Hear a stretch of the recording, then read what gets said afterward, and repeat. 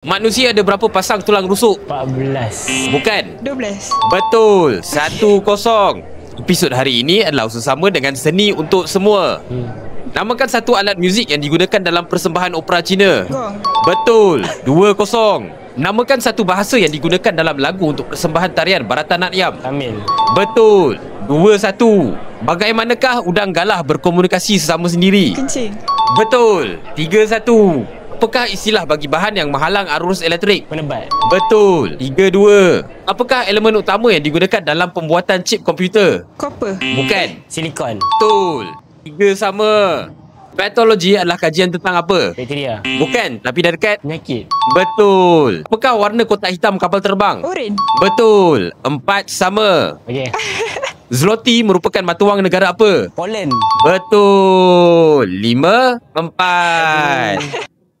Episod hari ini adalah sesama dengan Seni Untuk Semua, satu inisiatif yang memperjuangkan akses seni yang inklusif dan setara untuk semua lapisan masyarakat. Tanda tangani petisyen Seni Untuk Semua untuk menyokong peningkatan dasar seni dan budaya Malaysia.